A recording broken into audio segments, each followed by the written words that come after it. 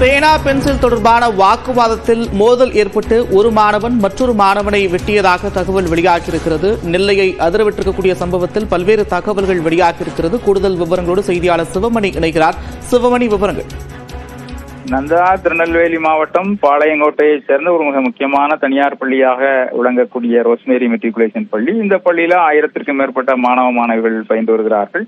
இதற்கு பல்வேறு கிளைகளும் இருக்கிறது. இந்த சூழல்ல பிரதான அந்த பள்ளியில இருக்கக்கூடிய 8ஆம் வகுப்பு மாணவர்கள் இருவர்களும் கடந்த ஒரு மாதத்துக்கு முன்பு வரை நண்பர்களாகவே இருந்திருக்கிறார்கள்.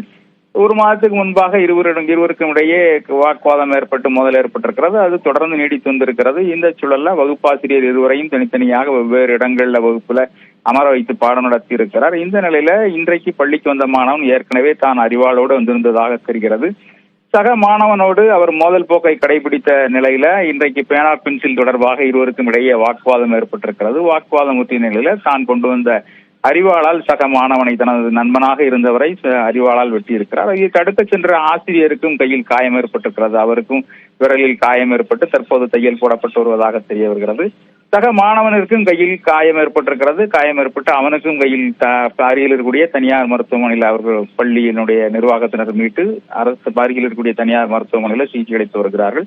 இது தொடர்பாக பாளையங்கோட்டை காவல் நிலையத்துக்கு தகவல் தெரிவிக்கப்பட்ட நிலையில திருநெல்வேலி மாநகர காவல்துறையினுடைய துணை ஆணையாளர் வினோத் சாந்தாராம் உள்ளிட்ட காவல்துறையினர் சம்பவத்துக்கு விரைந்து வந்து தொடர்பாக விரிவான விசாரணையை மேற்கொண்டு வருகிறார்கள். அந்த தாக்குதல் நடத்திய மாணவன் காவல் நிலையத்திற்கு அழைத்து செல்லப்பட்டு அவனிடம் தொடர்ந்து விசாரணை அப்படிங்கிறது நடத்தப்பட்டு வருகிறது. பள்ளிக்கு அறிவாளை எப்படி கொண்டு வந்தான், இது போன்ற பாதுகாப்பு நெறிமுறைகள் கடைபிடிக்கப்படுவதில்லையா, சோதனை செய்யப்படுவதில்லையா என்பது குறித்த பல்வேறு கேள்விகள் எழுந்து வருகிறது. இந்த சூழல்ல தான் இந்த மாணவர்கள் இருவரும் வெவ்வேறு மதத்தை சார்ந்தவர்கள் என்ற தகவல் தற்போது வெளியாகி இருக்கிறது. தொடர்ந்து அந்த மாணவனிடம் விசாரணை நடைபெற்று வருகிறது.